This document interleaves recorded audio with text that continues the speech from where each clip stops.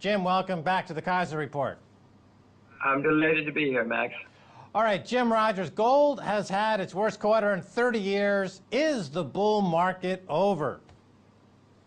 Well, Max, that's a very good question, and partly depends on how you define bull market. As you may remember, in 1987, stocks went down 40 to 80%, and many people said the bull market was over. Was it over? In retrospect, no, it wasn't. Not at all.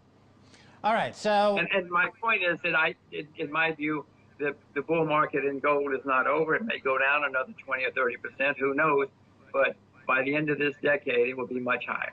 Right, so the fundamentals that are supporting the gold market are still in place. Now, you did call for a pullback. Last year, you said you were looking for a pullback to satisfy, I guess, a healthy bull market has sharp pullbacks every now and then. Have we had that pullback now in this bull market? Are you satisfied? Are you buying, or are you looking for maybe a little bit more of a pullback? I bought a tiny little bit just in case, but I would say, Max, I'm the world's worst market timer. I'm the world's worst trader, but I would suspect that a 30%, 35% pullback is not enough for it to make its final bottom. I suspect we're in the process of making a complicated bottom, which may take a few days, weeks, months, maybe even to another year or two. But then ultimately, gold will make its fabulous bottom, even if it's down 50% from its all-time high, and then we'll be off to the races again. Okay. Don't sell your gold, Max. Fair enough. Okay, I want to stay on gold for a second. The price of gold is now lower than the cost of production for many gold miners.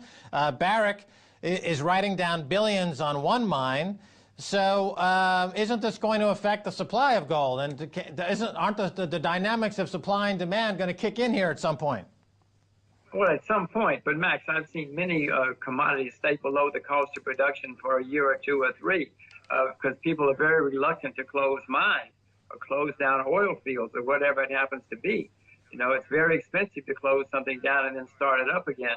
So it can stay below the cost of production for longer than we like. I want to ask you really to put on your journalist hat for a second, because you're in Singapore, you're in Asia, and you can give us direct man-on-the-street reporting whether this is true or not. Are people lining up in Asia, in Bangkok, and in other places to buy gold, physical gold at the shops? Is this true? Yes, in April and even into May there was some of that, but that seems to be, I'm sure there's still people lined up, but it's not nearly as much as it was the first time gold dropped. Now, Jim, you've taught finance and economics at Columbia University. How is it that their demand for physical gold is so large and yet the price goes down? How is that possible, Professor Jim Rogers? Yes, the demand is large, but if you're talking about people in the shops buying gold, but there are more people selling the ETFs, and that's gold as well. A lot of people selling that form of gold, and that's why the price is going down. Gold has rarely, if ever, been set in the physical market, gold prices, any more than wheat has. Wheat prices aren't set in the physical market. They're all set in the futures market.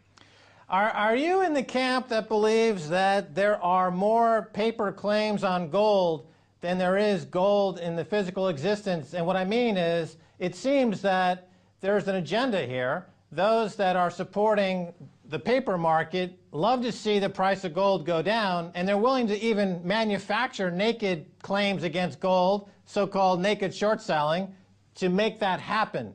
Are you in the camp of those who believe this is what's going on, or what are your thoughts there, Jim Rogers? Well, the same what I said about wheat. Yes, the futures markets in wheat are much larger than all the wheat that there exists in the world and always has been. When you say naked short selling, Max, that's not the way everybody who sells in the futures market is selling naked. There's no such thing as that's how futures are.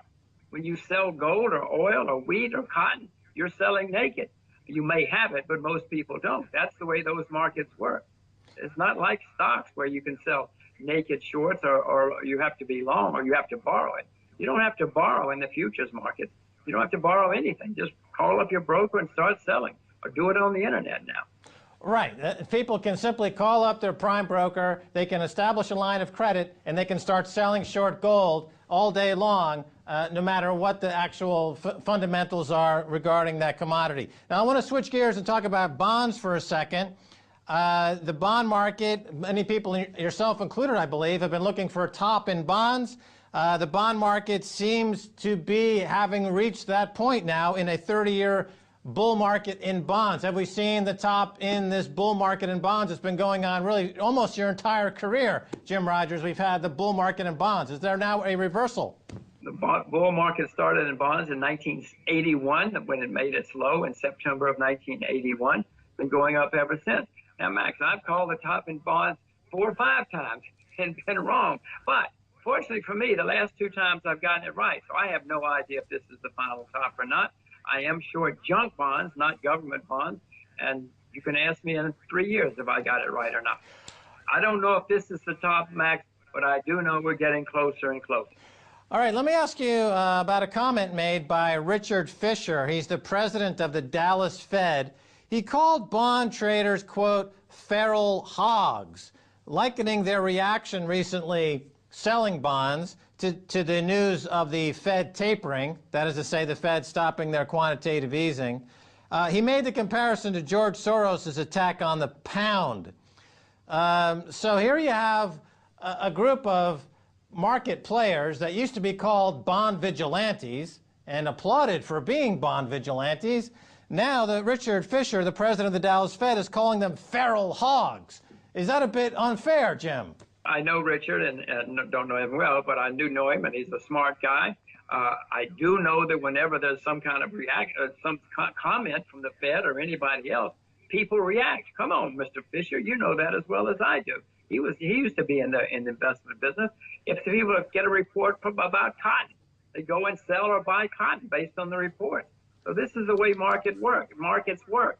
Richard knows this. Mr. Bernanke, who's never been right about anything, came out and said X, Y, and Z. So the markets reacted. What is he expected to do? Everybody just to say, oh, did you hear what Mr. Bernanke said? Let's ignore it? Come on, that's not the way markets work. Now, you mentioned Ben Bernanke, and you're a critic of Ben Bernanke and the whole methodology of the Federal Reserve Bank, which mimics more of a Politburo-style central planning than free market. Here in the UK, we have now Mark Carney. He has taken over the Bank of England from Mervyn King. He comes in from the Bank of Canada. He's being lauded here in the UK as a savior, as a rock star of economics, as almost a Jesus-like figure who will save everyone in the UK and Europe. Your thoughts, Jim Rogers? Max, go back and look at every time somebody has been appointed to the head of a central bank in the past 20 or 30 years. They're always brought in as rock stars. Bernanke was a rock star. Greenspan was a rock star.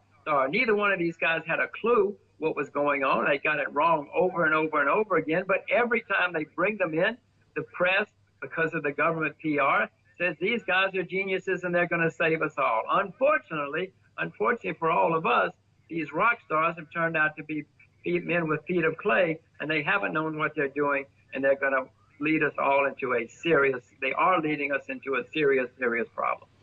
Well, Mr. Carney has said he will print money just like everybody else. That's not going to save us. Right. Now, it seems that the philosophy of these central bankers, including Mark Carney, is to look at asset prices and bond prices as their price signal that they work off of.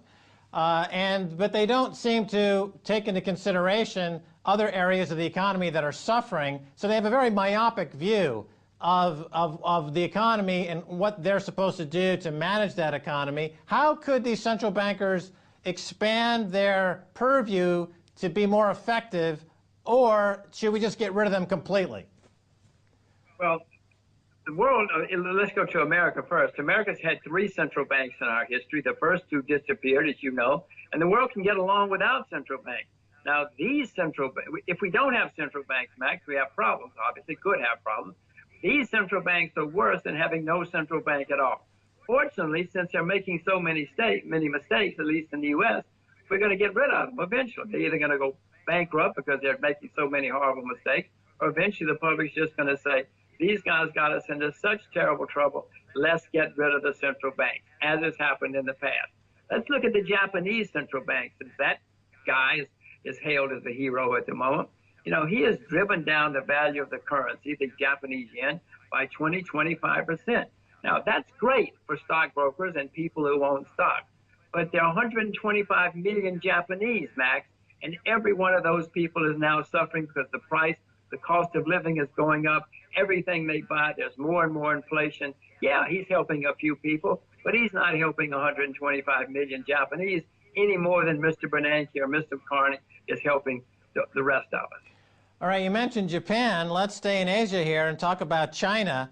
It was recently reported that banks in China are relying on short-term funding, which may evaporate at any moment. It looks like a bit of a Lehman moment when suddenly short-term funding evaporates, and of course that was part of the 2008 crash. What's going on in China, Jim? I know you're an expert on China, but it really looks like are they in a credit crunch, or is that overstated? What's going on?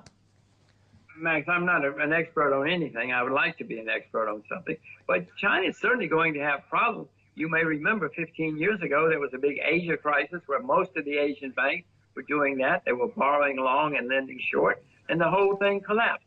I'm not sure that's what's going on in China right now. The Chinese government and central bank has been trying to cool things off for the past 3-4 years now. All you got to do is watch RTTV and you would know that, and most people should know that. And finally, it's becoming to bear fruit. They're starting to cool things off. It looks like it, and people are coming to them and saying, wait a minute, this hurts. This hurts. Well, it's supposed to hurt, for goodness sakes. When you cool things off, somebody has to suffer. Somebody's overextended. I hope China this time stays the course and does get rid of a lot of the excesses that have developed in China. They have too much inflation. They have a property bubble. They need to clean things out. Let's hope they do. All right, Jim Rogers, we've got about a minute left. I wanted to ask you, again, something more of a philosophical question, putting your professor hat on for a second, and staying on China. China, the economy is really meeting now some environmental constraints. Now, according to people like Milton Friedman or other thinkers in economics, companies should never consider the environment. Their only obligation is to make a profit. That's their only obligation. But that kind of thinking in China and around the world is now meeting an immovable force called environmental catastrophe. So are you in the school where companies in China and around the world should just forget the environment, or they should try to mitigate their environmental damage, or is it time for another economic model, perhaps? Jim Rogers. Well, Max, if your goal is to make a profit, that's fine, but you can't make a profit if you antagonize all of your customers. If your customers look out the window and they see horrible pollution caused by you, they're going to buy from somebody else. So you have to balance everything. Mr. Friedman is exactly right. The goal of capitalists is to make money. But part of making money is keeping your customers happy. And China now is starting to spend hundreds of billions of dollars cleaning up the horrible environment that has been polluted both in the air and in the water. Somebody's going to make a fortune, Max, cleaning up China, because they're spending a lot of money solving that problem. Yeah, but those costs, of course, have been externalized off the company's balance sheet. It ends up on the government's balance sheet, and then the people end up paying this through higher taxes. So there's a bit of a mismatch with incentives and rewards. But anyway, Jim Rogers, we're out of time. Thanks so much for being on the Keiser Report. Thank you, Max. Let's do it again sometime. All righty. And that's going to do it for this edition.